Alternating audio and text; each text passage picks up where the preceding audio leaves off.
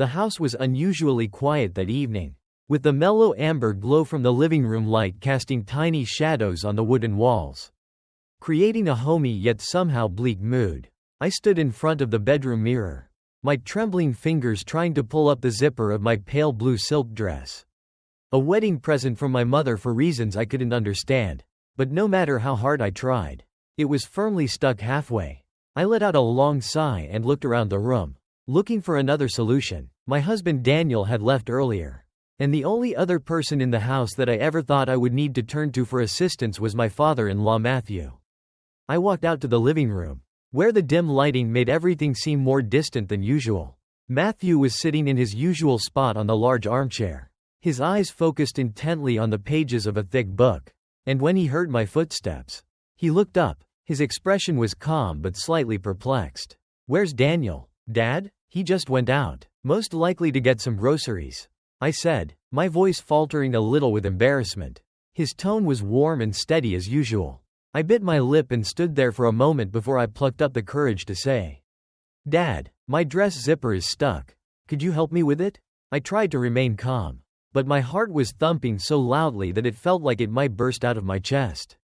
Matthew's hands were strong but careful, resting on the zipper. "It seems the fabric's caught in the zipper," he said, his voice deep and a little rough. His brows lifted slightly in surprise, but he put his book down on the table and rose from his chair. "Of course. Come here, let me take a look." I turned my back to him, feeling his presence close behind me, his breath lightly brushing the nape of my neck. The silky fabric of the dress slipped off my body and pulled around my feet in an instant, leaving a heavy emptiness between us in the room that seemed to freeze in that moment. I felt him gently tug at the zipper, but immediately it slid downward far more forcefully than either of us had anticipated. Matthew's face was frozen, his expression one of shock and bewilderment. "I'm sorry," he stammered, his voice lowering to almost a whisper. His hands rose slightly as if to catch the fallen dress, but he quickly let them fall again. Flustered, I bent down hurriedly, grabbing the dress and wrapping it clumsily around myself. My heart continued to race wildly. "It's fine, Dad, really. The zipper just slipped." That's all. I tried to sound calm, but my voice wavered, and I couldn't bring myself to meet his eyes.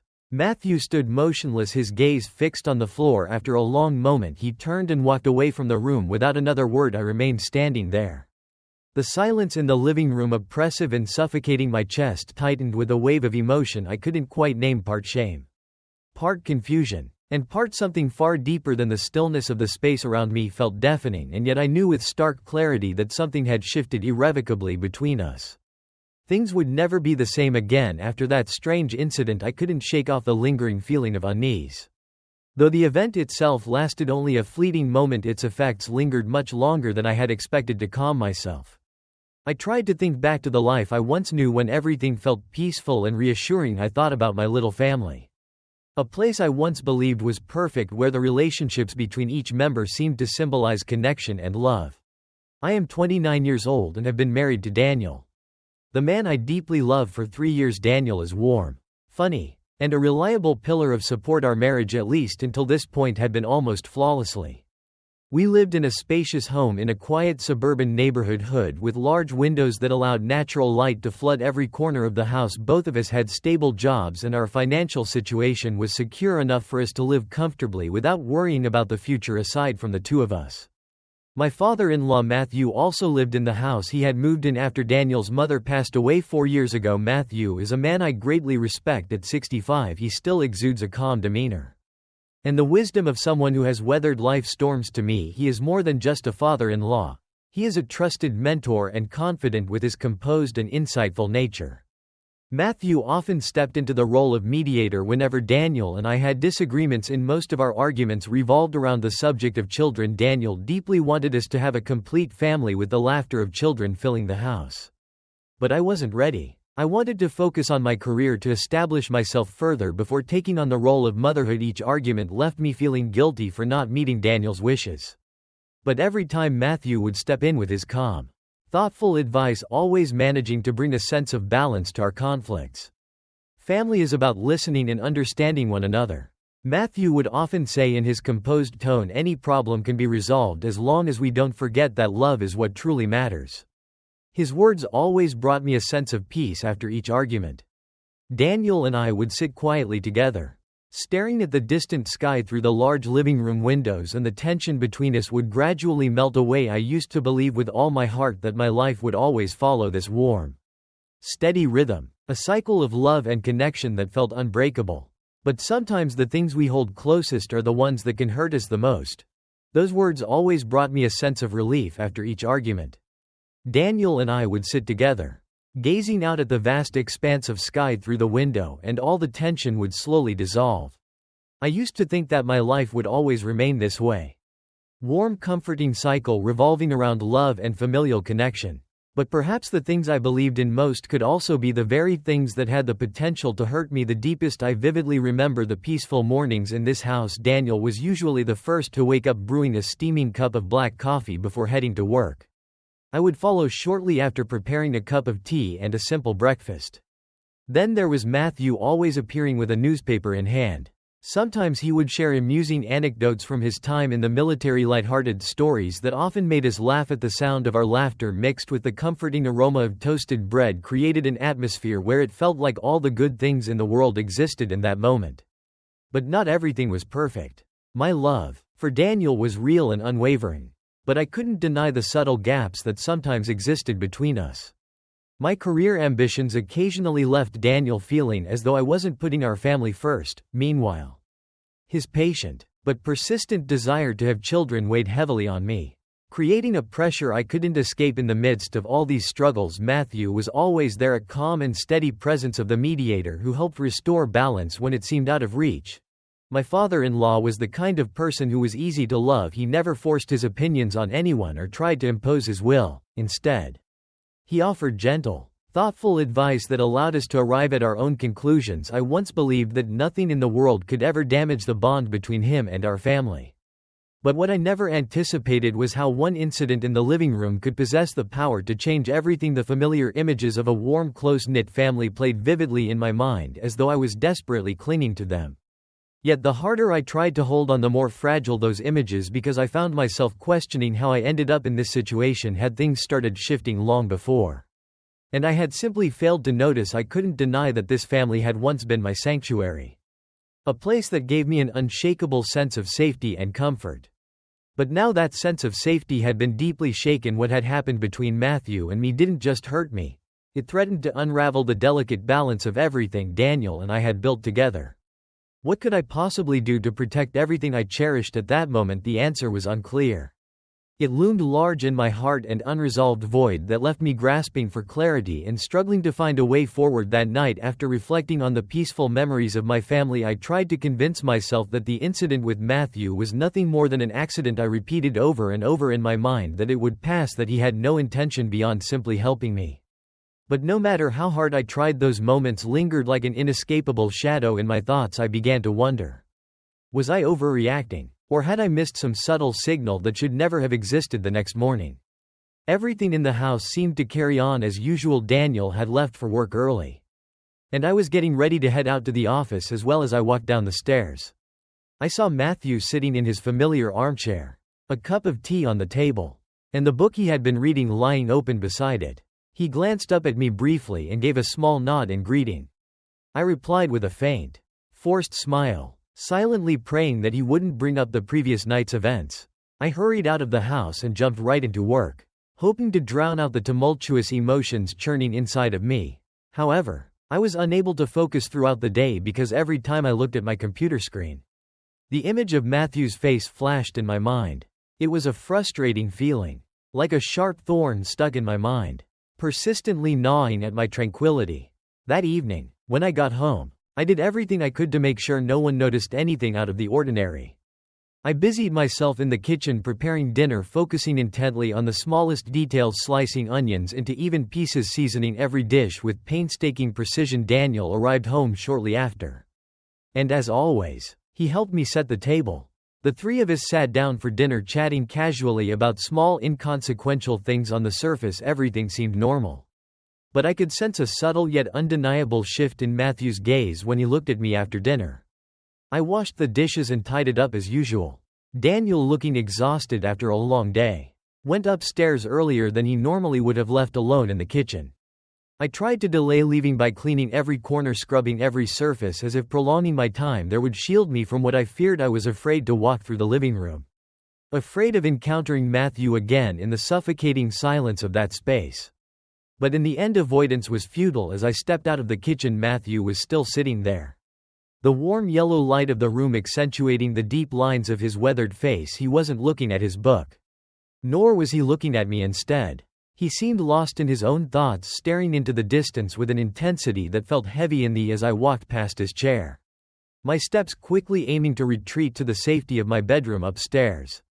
But then his voice broke through the quiet, soft yet firm enough to make me freeze in place. "Lee," he called my name, his voice low and deliberate. A surge of uneasiness rose in my chest as I turned to face him and asked, "May I speak to you for a moment?" "Yes, Dad, tell me what it is." I hesitated for a time before complying and sitting down when he indicated for me to do so on the chair across from him. Matthew looked intently into my eyes, as though he was trying to find something in me for which I should apologize last night. He started off in a serious but not insincere way, saying, "I hope it didn't upset you, it was just an unfortunate accident." I nodded slowly, uncertain of what to say. His words were well chosen, and although they should have soothed me, I could still feel the tension in the room. I nodded while trying to speak steadily. "I understand, Dad. It's nothing really, there's no need to worry about it." He remained silent for a while before continuing. "But I felt like something had changed between us since yesterday. Do you agree?" I was completely taken aback by his question, which was like a punch to the chest. I was unsure of how to react, and I stammered, "I think everything's fine, Dad. Maybe I'm just a little tired. Work has been overwhelming lately." Matthew stared at me for a while, his gaze carrying something I couldn't quite define. "If you ever feel uncomfortable about anything, please tell me," he said, turning his face away as if he wanted to end the conversation. I got up and quickly made my way upstairs. But that night I couldn't sleep because his words kept coming back to me. Could he sense something the way I did? Normally, I had been working so hard to keep up a thin, fragile facade that was ready to break at any moment. In the days that followed, I tried my best to avoid Matthew as much as possible. I could have left for work earlier, returned home later, and spent most of my time upstairs instead of in the common areas of the house. However, the more I tried to avoid him, the more acutely I was aware of his presence, because every time we crossed paths, I could feel his eyes on me, not the father-in-law's gaze on his daughter-in-law, but something else entirely. A week went by, and things seemed to settle down. I told myself that I was probably overanalyzing it. But when Daniel had to leave for an unforeseen work trip on a Saturday morning, I found myself alone in the house with Matthew. At that point, nothing could be concealed. I woke up feeling exhausted and lethargic. So I went downstairs to the kitchen to make myself a cup of tea with the intention of resting all day. When I entered the living room, Matthew was there as usual. But this time his eyes followed me around every move. "Lee, do you feel ill?" I nodded and forced a feeble smile as he questioned in a worried tone. "Yes, just a slight fever, Dad, nothing serious," I said. He got up and came over to me. "Are you in need of anything? I can buy you some medicine or cook you some soup." But I automatically moved away to put some distance between us. "Don't you think?" "I'm grateful, Dad. I'm all right. I think I'll just go upstairs and take a short break." But before I could move forward, Matthew interrupted me with a statement that I never would have expected to hear from Lee since that day. The room froze, and when I turned to look at him, the expression in his eyes had changed. The familiar one. I knew it was a different intensity. Unsettling, and I felt as though the walls around us were closing in, squeezing the air out of my lungs. "Dad," I managed to say, my voice trembling, but I couldn't hide it anymore. He continued, his voice shaky but full of determination. And I stood there frozen, unsure of how to react. This moment had gone beyond any boundaries I could have imagined, and the only clear and urgent thought running through my mind was that I needed to leave this situation right away. From that point on, our relationship was never the same. Even though I tried to convince myself that Matthew's words that day were just a brief moment of weakness, something he didn't really mean. The tension in the air between us was undeniable every time we found ourselves in the same room. And I could feel an unsaid strain simmering beneath the surface. as though an invisible wall between us was growing taller but somehow less stable. I tried my best to maintain an air of normalcy every morning. I still woke up on time, prepared breakfast and ate with Daniel before he left for work. But whenever Matthew walked into the kitchen, my entire body would stiffen. I couldn't bring myself to meet his eyes. Instead, focusing intently on the steaming cup of tea in front of me as though the rising warmth could somehow mask the unease flooding my mind. Matthew rarely said much. He would usually sit quietly in his chair, sip his tea and occasionally flip through the pages of his newspaper. But his silence only made me more anxious. Sometimes when I failed to avoid his gaze in time, I would catch his eyes lingering on me. There was something in them that I couldn't quite define, conflict, pain, or perhaps something even deeper. Something I didn't dare to name. As time went on, I realized I couldn't keep avoiding him forever. I tried every possible way to escape the situation, staying out late after work, keeping as much physical distance as I could when at home, and even attempting to persuade Daniel that we should move out and live on our own.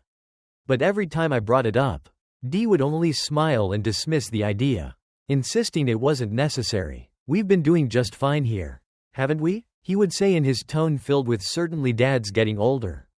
And I don't want him to feel lonely. I couldn't argue with him. I knew how much Daniel loved his father and how deeply he valued their relationship, and because of that, I couldn't bring myself to reveal even the slightest hint of what was truly weighing on me. Why, one evening when Daniel had to stay late at work, I found myself alone in the house with Matthew.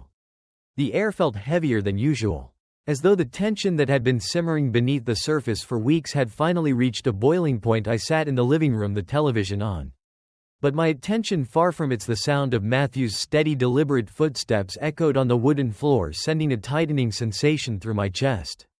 My heart raced as I heard him approach, each step a reminder of the growing unease that had become a permanent fixture in my life. He walked into the living room carrying a cup of tea in his hand. When he saw me sitting there, he paused, his eyes flickering with hesitation before he decided to move closer. "Lee," he said, his voice low but filled with an unmistakable seriousness. I looked up, doing my best to maintain a calm facade. "Yes, Dad, do you need something?" He put the tea on the table and sat in the chair opposite from me. Unlike normal, he looked me in the eyes and didn't cover anything. "Do you need to talk? You don't need to say anything more, Dad." I tried to interrupt him, but he shook his head. He started off by saying, "I know it made you feel uncomfortable, and I felt the same way.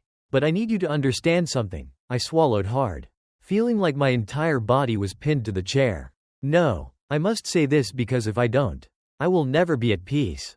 I don't remember when this began." But I went silent as the tension in the room increased like a storm about to erupt. His final words caught me off guard. I looked at him, and for the first time, I felt a conflict in my heart, something I couldn't control. Matthew wasn't just a man caught in an inappropriate web of emotions. He was someone battling himself against feelings he'd never wanted. "Dad, you shouldn't say these things," I whispered, my voice trembling. "I'm your daughter-in-law. This isn't right." "Not even a little," he went on, regretful. "But ever since that day, I've been unable to stop thinking about you every time I see you. And I feel things I should never feel." His words cut through the air like a sharp blade, leaving me breathless and wanting to get up and flee.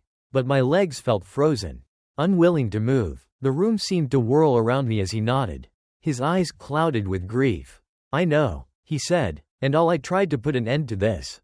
But I couldn't keep it to myself anymore. I didn't want you to bear this burden alone.